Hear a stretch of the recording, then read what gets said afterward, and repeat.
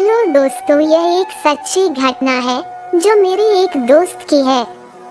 उसका नाम श्याम था। जब उसकी उम्र 15 साल की थी, तभी से उसे गंदी किताबें पढ़ने और गंदी फिल्में देखने का चस्का लग गया था, जिसके कारण पढ़ाई लिखाई से उसका मन हटने लगा था।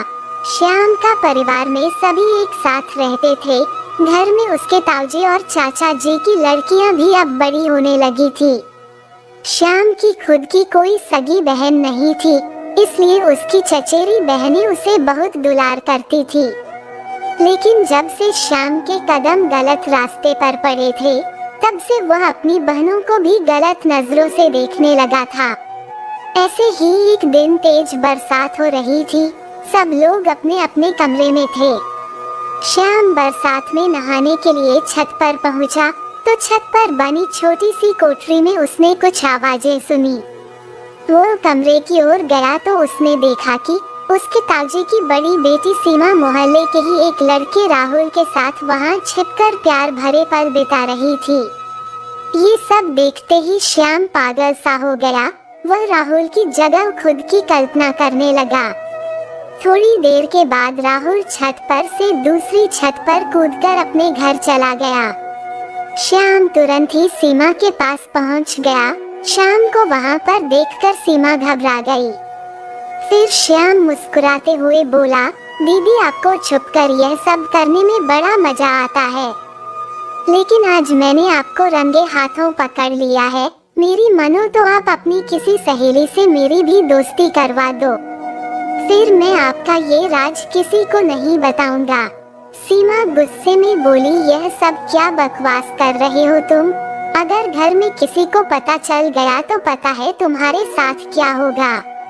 श्याम हंसते हुए बोला, दीदी, आप एक लड़की होकर भी यह सब कर सकती हो, मैं लड़का होकर क्यों नहीं कर सकता हूँ?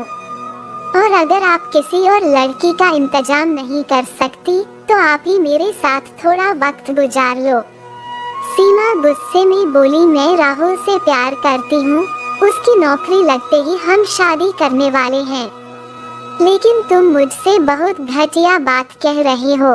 श्याम कहने लगा, आप सोच लो, वरना मैं आपकी पोल खोल दूंगा, और साथ ही यह भी कह दूंगा कि मोहल्ले के कई लड़कों के साथ आपका चक्कर है, उसके बाद राहुल भी आपको छोड़ देगा। तभी पीछे से किसी ने श्याम के कंधे पर हाथ रखा। उसने चौंककर पीछे पलटकर देखा तो उसकी माँ खड़ी थी।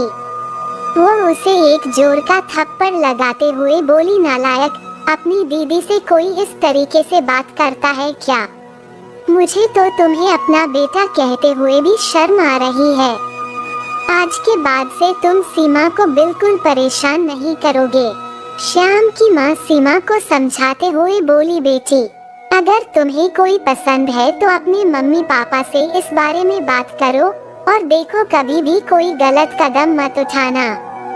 सीमा ने धीरे से सहमति में सिर हिला दिया। उसने उसी दिन शाम को राहुल के बारे में अपने मम्मी पापा को सब कुछ बता दिया।